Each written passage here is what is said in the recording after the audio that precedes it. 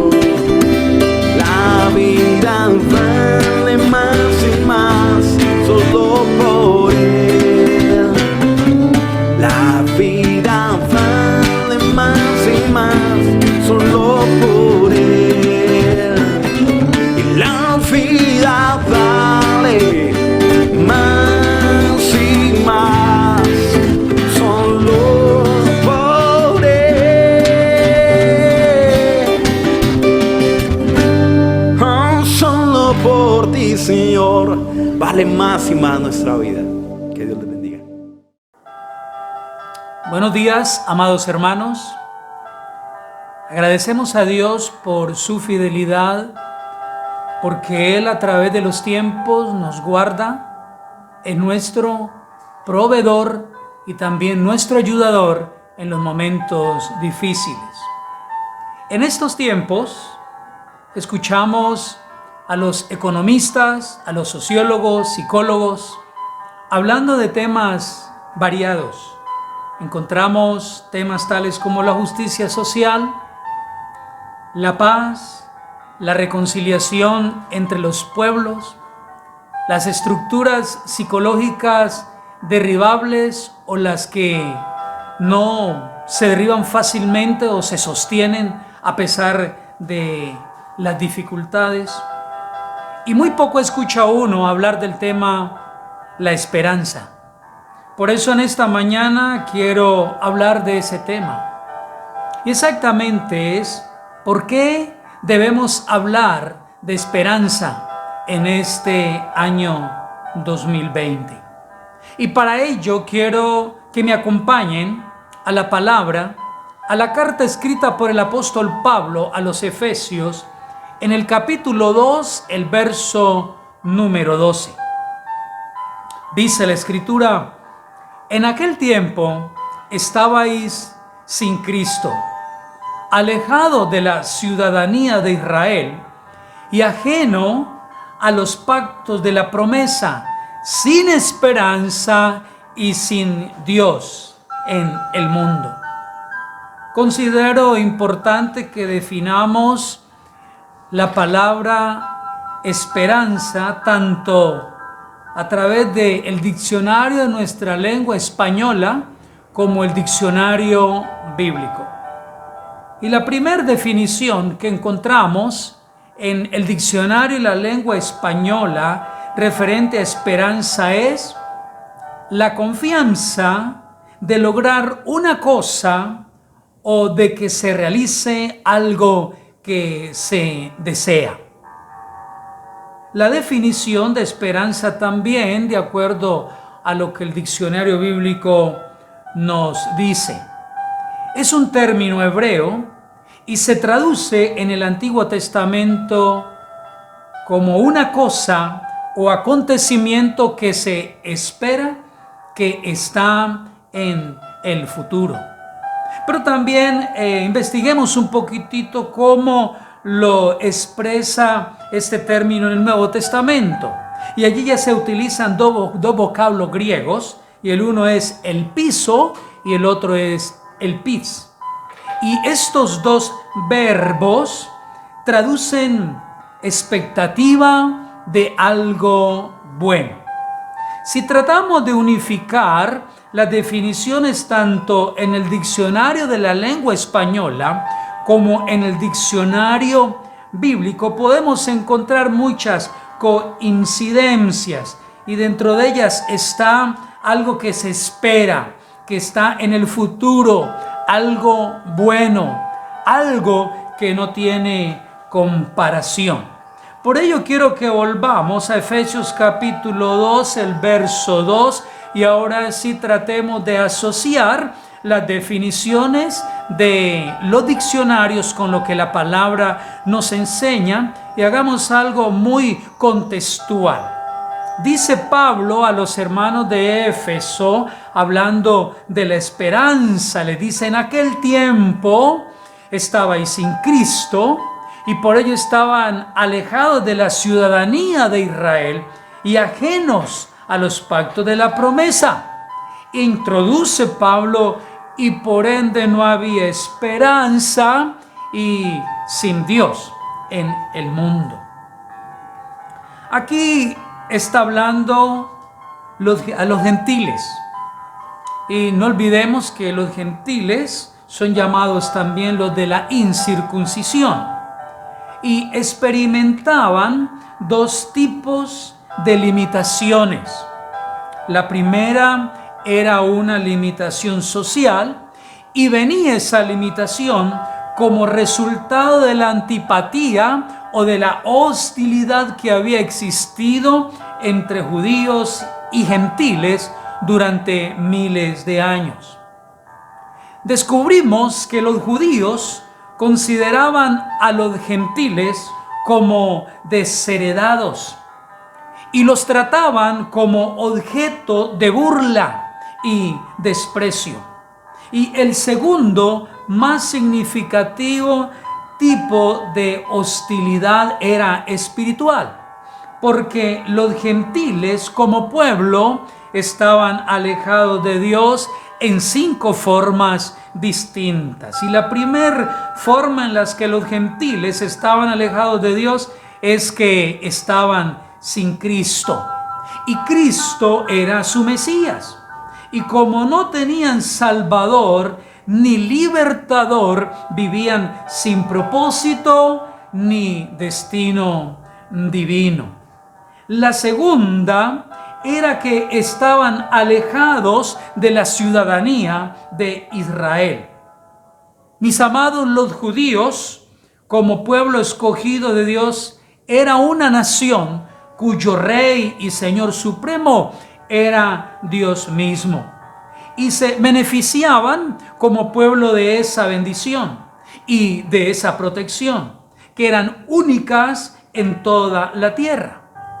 Y descubrimos entonces que los gentiles eran ajenos a los pactos de la promesa y por eso eran incapaces de participar en los pactos divinos de Dios, en que Él prometió dar a su pueblo una tierra, un sacerdocio, un pueblo, una nación, un reino y un rey. Y así como el cielo y la tierra, y la vida eterna a todos los que creyeran en Él. En cuarto lugar, los gentiles vivían sin esperanza porque no habían recibido la promesa divina. En quinto lugar, dice el texto que estaban sin Dios. Los gentiles tenían muchos dioses, pero eran dioses falsos. Pero no reconocían al Dios verdadero porque no lo quisieron de manera entrañable. Por eso hoy quiero que identifiquemos dos clases de personas todavía frente a este tema de la esperanza. Y que el ver estos dos tipos de personas nos puedan llevar a entender en qué lado te encuentras. ¿En qué clase de persona estás establecido hasta este momento? Y quizá tú ya has tomado la decisión, mi amado, pero hay otros que todavía no saben de qué parte están. Y por eso quiero que miremos la primer clase de persona, y es quienes no tienen esperanza. Y esa clase de persona que no tienen esperanza se identifican como aquellos que niegan la realidad de Dios. No aceptan la existencia de Dios. Tienen algún tipo de filosofías que frustran el principio divino de aceptar que hay un Dios creador, que hay un Dios quien hace que las cosas sean de acuerdo a su propósito. Y el salmista en el capítulo 14, el versículo 1, expresa, dice el necio en su corazón, no hay Dios. Se han corrompido, hacen obras abominables y no hay quien haga el bien.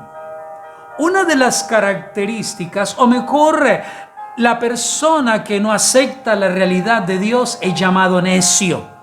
Y necio en su corazón. Necio es porque no acepta que existe un Dios. Y como resultado del no aceptar que hay un Dios y mantenerse en la necedad, dice el salmista, andan en corrupción. Se han corrompido. No hacen obras buenas, no edifican, antes desparraman, destruyen. Esas obras son abominables. No hay ninguno de esos necios quien haga el bien. Es la primera característica de los que no tienen esperanza. La segunda característica de esta primera clase es que son los que niegan la verdad de las Escrituras. Y es interesante como la misma palabra dice en Juan 8:32, y conoceréis la verdad y la verdad os hará libres. La persona que no tiene esperanza es aquella que niega que la verdad como palabra de Dios no trae libertad, no rompe cadenas de opresión, no hace ningún efecto en el hombre espiritual. Por eso no aceptan igualmente los atributos de Dios como su omnipresencia, su omnipotencia, su soberanía y otros tantos más. Tercer característica de esta primer clase de hombres que no tienen esperanza es que no creen en el Hijo de Dios. Juan capítulo 3, el verso 36 nos dice: el que cree en el Hijo tiene vida eterna, pero el que rehúsa creer en el Hijo no verá la vida, sino que la ira de Dios está sobre él. Todavía hay muchos que no creen en el Hijo de Dios llamado Jesucristo. No se han acercado a Él creyendo que le hay, aunque no lo ven, pero Él tiene el poder de transformar, de cambiar y dar una nueva iniciativa al corazón del hombre. Hoy hay muchas gentes que todavía lo están esperando por primera vez, que no creen en la obra soberana de Dios, escogiendo a una mujer y a través de esta mujer trayendo a su Hijo a este mundo. Y como dice Juan, y el Verbo fue hecho carne y habitó entre nosotros y vimos su gloria, gloria como del unigénito, lleno de gracia y de verdad. A pesar de que la historia reseña actos milagrosos, portentosos de parte de Jesús como Hijo de Dios, no han aterrizado todavía la gran verdad que Él es el Hijo de Dios, que fue a la cruz del Calvario y que allí entregó su vida para perdonar, para santificar, para hacer nuevo al hombre que se acerque a Él en confianza. La ira de Dios vendrá sobre la persona que no crea en el Hijo de Dios, de tal manera que no hay esperanza. La cuarta característica de esta primera clase de los hombres, de los seres humanos que no tienen esperanza, es que todos aquellos que murieron sin esa esperanza no tienen salvación. Y la Escritura en el Evangelio según San Lucas, capítulo 16, el verso 26 nos dice: además de todo esto, una gran cima está puesta entre nosotros y vosotros, y de manera que los que quieren pasar de aquí a vosotros no pueden, ni de allá pasar acá. Amado amigo, amado hermano, aquellas personas que han muerto sin conocer la verdad, sin conocer al Dios de amor, sin conocer las Escrituras como la única verdad, sin permitir que Jesucristo venga a su corazón, permítame decirles que han ido a un lugar, pero no a un lugar de seguridad y de salvación. Y dice la Escritura que ahí hay una gran cima entre nosotros y vosotros, de tal manera que los que quieren pasar de aquí para allá no lo pueden hacer, ni tampoco pasar de allá para acá. Eso significa que hay una limitación, mi amado. Los que han muerto han tenido la oportunidad en vida de tomar la decisión de ir a la presencia del Padre o ir al infierno eterno. Y ya no hay oportunidad de parte nuestra de hacer algo por ellos. Hay una gran cima. Y esa cima no le permite a ellos ni pasar de allá para acá para tener una segunda oportunidad, ni de aquí para allá tratar de rescatarle. Por eso no hay nada que podamos hacer nosotros por ellos. Tenemos la gran oportunidad de conservar la esperanza en Cristo Jesús. Y si usted y yo morimos conociendo la verdad, conociendo a Jesucristo, aceptando la realidad de Dios, atendiendo a la verdad de la Escritura, vamos a ir a una salvación eterna. Pero aquellos que no han conservado y no mantienen esto vivo en sus corazones, no tienen esperanza. Quizá, mi amado, usted piensa en estos momentos en aquellos que han muerto sin la verdad, sin la realidad de Dios, sin conocer la verdad de las Escrituras, sin creer en el Hijo de Dios. Y viene un leve o gran dolor a nuestro corazón, porque para ellos no hay esperanza. Pero sabe, mi amado, que hay una segunda oportunidad. Y quiero que miremos el segundo o la segunda clase de personas, y es los que tienen esperanza. O sea que todavía hay oportunidad. Estamos rodeados de tantos amigos, familiares, compañeros de trabajo, conocidos desde infancia y hemos crecido al lado de ellos. Quiero decirles que todavía hay esperanza para ellos. Todavía usted y yo tenemos la oportunidad de enseñarles acerca de este tema de la esperanza. ¿Quiénes entonces tienen esperanza? En primer lugar, hay una característica inicial y es todos los que creen. Y Pablo amonesta a los hermanos en Colosas y también nos amonesta y nos hace ese llamado a nosotros. Bueno, usted quizás ya creyó y está profundizando esa credulidad o esa fe en el Señor, pero quizás hay otros que todavía no han creído en el Señor. Y Pablo dice en Colosenses capítulo 1, versículo 23, y nos dice en esta mañana: si en verdad permanecéis fundados y firmes en la fe, y sin movernos de la esperanza del Evangelio que habéis oído, el cual se predica en toda la creación que está debajo del cielo, del cual yo, Pablo, fui hecho ministro. Aquí hay una iniciativa de la que usted y yo debemos tomarnos, mis amados. Usted y yo que hemos creído. Y dice Pablo: si en verdad ustedes permanecen en ese creer, están fundados, están afirmados en la fe, y nadie los mueve de la esperanza del Evangelio que habéis oído. Y esa esperanza del Evangelio se está predicando. O sea que usted y yo somos creyentes globales.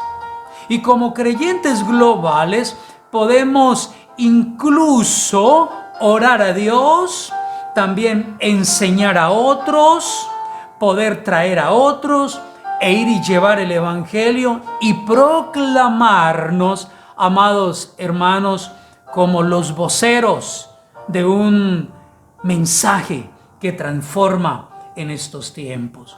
No es solo en el año 2020 que el Señor nos da la oportunidad de manifestar de su palabra.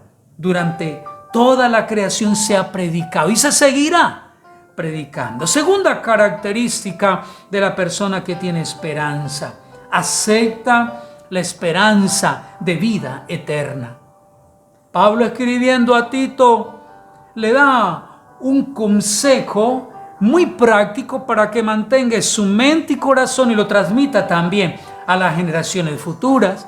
Dice Tito capítulo 1, el verso 2: en la esperanza de la vida eterna, la cual Dios, que no miente, prometió desde antes del principio de los siglos. Y aquí hay algo interesante.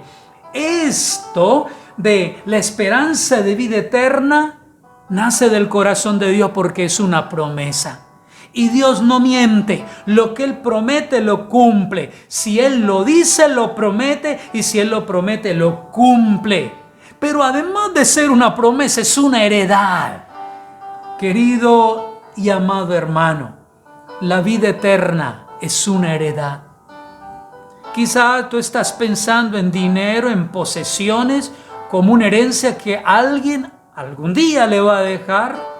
Yo quiero decirle que la palabra se antepuso a ese tipo de heredad, y Él, como Dios grande que no miente, nos dice: yo les prometo y no les miento que esa vida eterna te las he prometido desde antes del principio de los siglos.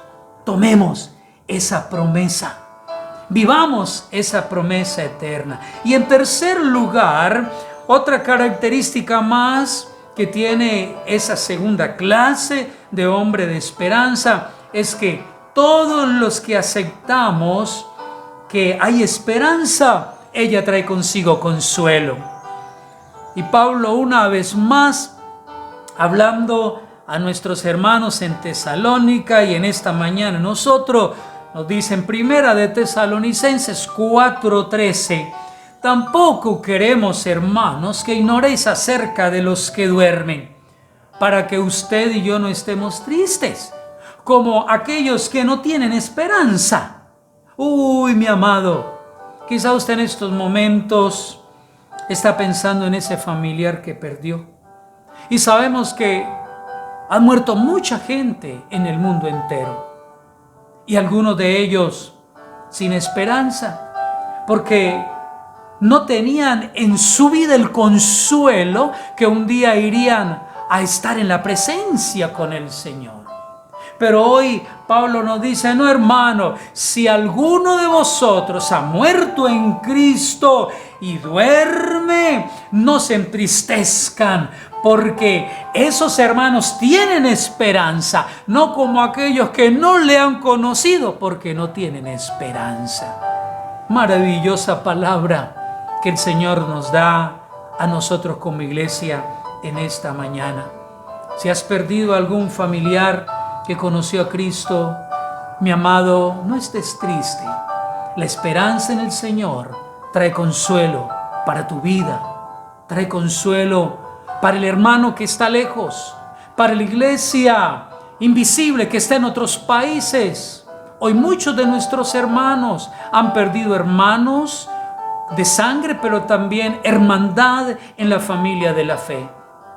Y no hay tristeza, porque sabemos que esa esperanza en lo que el Señor nos ha dicho trae consuelo.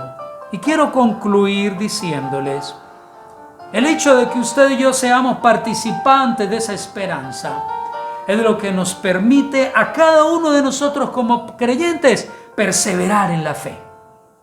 Y aún, mi amado hermano, las situaciones más duras, difíciles, que la sociedad hoy está reprobando, que hoy el hombre menea la cabeza diciendo no acepto, o quizás lanza algunos ayes.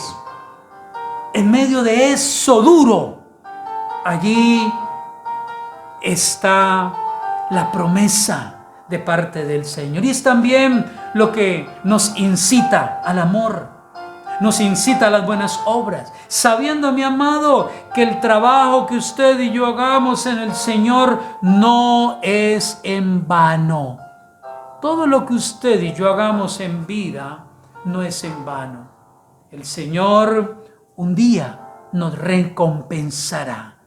Es la esperanza viva que usted y yo debemos tener en el Señor. Y termina Pablo diciendo en 1 Corintios capítulo 15, el verso 58: así que, hermanos aliancistas, en cualesquier lugar del departamento del Huila, en cualesquier otro departamento o en nuestra nación Colombia, amados míos, estén firmes y constantes.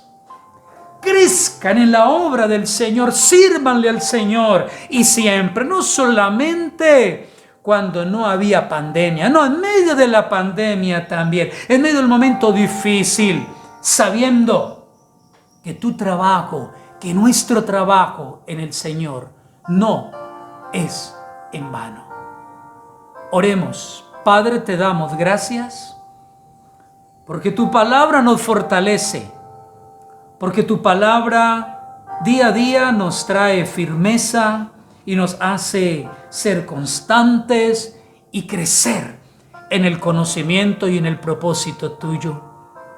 Gracias, oh Dios, porque hoy tu palabra es clara en decirnos que aunque antes estábamos sin Cristo y no pertenecíamos a la ciudadanía de Israel y estábamos ajenos a los pactos de la promesa, sin esperanza y sin Dios, tu palabra nos dice que hoy estamos en Cristo y que el estar en Cristo trae consigo esperanza y consuelo para mantenernos trabajando fervientes en la obra del Señor.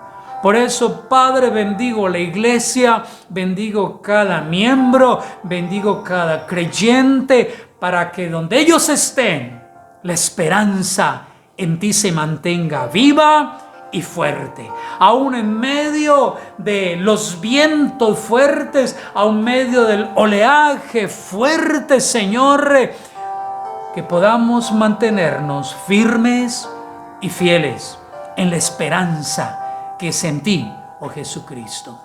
Te damos honor y glorias a tu nombre. Oramos en gratitud. Amén. Amén. Qué bueno es Dios hablándonos en esta mañana de la esperanza, alentándonos a que confiemos en Él y desafiándonos a crecer como lo veíamos en 1 Corintios 15:58. Mis amados hermanos, ha llegado un momento muy especial en el que podemos disponer nuestro corazón para ofrendar, para traer nuestras contribuciones en honor a Dios, pues es Él el que nos ha sostenido todo este tiempo. Es Él quien ha movido su mano de misericordia a favor nuestro. Ese mercado que te llegó, ese dinero adicional, esa provisión sobrenatural que llegó a nuestras casas aún en medio de la crisis. No tenemos más sino que honrar el nombre de nuestro Dios y bendecirlo. Dice la palabra de Dios en Proverbios 18:16. La dádiva del hombre le ensancha el camino y le lleva delante de los grandes. Un corazón generoso agrada a Dios, y es por eso que hoy te invitamos para que depositemos juntos en la presencia del Señor nuestra contribución. Eso que tú determinaste en tu corazón entregar como una ofrenda, como un diezmo, como una primicia, como algo especial con el cual deseas honrar a Dios. Pues al hacerlo, le estamos diciendo: Señor, confío en ti. Mi economía está en tus manos. Así que toma ese dinero en tus manos y digámosle: Señor, gracias por tu palabra, porque ella nos ha bendecido grandemente. Hoy te damos gloria, te damos honor, porque Señor, durante todos estos meses, Señor, que demostraban que era una situación muy difícil para todos, pero Señor, tú has movido tu mano de misericordia. Tú has hecho, Señor, cosas sorprendentes en nuestros hogares. Has multiplicado el aceite, la harina, la proteína, las frutas. Señor, las verduras nos han durado más de la cuenta. Señor, alguien llegó a nuestra casa tocando y traía una provisión sobrenatural. Tú tocaste el corazón de esa persona y por eso hoy te alabamos, te bendecimos y te damos gracias y entregamos, Señor, esa contribución con gratitud, con gozo, como dice tu palabra, pues tú amas al dador alegre. Gracias, Señor, por este día hermoso. Bendecimos a cada familia que está representada. Bendecimos a cada familia, a cada niño, a cada pequeño aliancista, a cada jovencito, a cada esposa, esposo, a los abuelitos. Los bendecimos y te damos gracias, Señor, por este día especial en el que podemos gozarnos en ti. Amén y amén. Muy bien, mis amados hermanos, queremos contarles que ya esta semana retomamos nuestras actividades. El día martes tendremos nuestro devocional en casa, Alianza en Casa. Recuerda, es tan solo tocar esas letricas azules y ya te lleva a la página de Facebook o de YouTube de la Alianza Colombia. O tú puedes entrar a tu Facebook Buscas arriba donde está la lupita y escribes la Alianza Colombia y te van a salir todos los programas que ya han pasado, pero también el en vivo. Qué bendición crecer juntos. Pero también les estamos invitando de manera muy especial para que el jueves a las 8 de la mañana estemos conectados en nuestro tiempo de ayuno y oración. Nosotros no hemos menguado en el ayuno y la oración, mis amados. Queremos animarles a ustedes también para que se nos unan. ¿Cómo? A través del WhatsApp. Ay, pastora, pero es que es muy charro eso, esperar que lleguen los audios. Mira, es la disposición de tu corazón. Es lo que tú pactes con Dios. Tú le dices el miércoles en la noche, Señor, yo dispongo mi vida para poder mañana tener mediodía, Señor, de ayuno. Quiero menguar para que tú crezcas. Y yo sé que cuando tú abras la Biblia, cuando tú empieces a escuchar la canción, cuando tú escuches la predicación que estamos mandando, entonces tú vas a ser muy edificado. Hermano, no dejes de practicar las disciplinas espirituales, pues son lo que nos hacen fuerte ante la adversidad. También el viernes a las 5:30 de la mañana estamos teniendo nuestro amanecer con Dios. La semana pasada fue algo maravilloso estar en la Convención Nacional Alianza en Casa. Damos gracias a Dios porque Él se manifestó poderosamente a través de cada actividad que realizamos, el en casa, las conferencias, los tiempos de adoración. Y el pequeño aliancista en vivo que fue todo un éxito. Glorificamos a Dios por proveernos estos medios. Así que queremos invitarte para que no te pierdas cada una de la programación que tenemos para esta semana. Así que mis amados hermanos, les amamos en el amor de Cristo y estamos para servirles.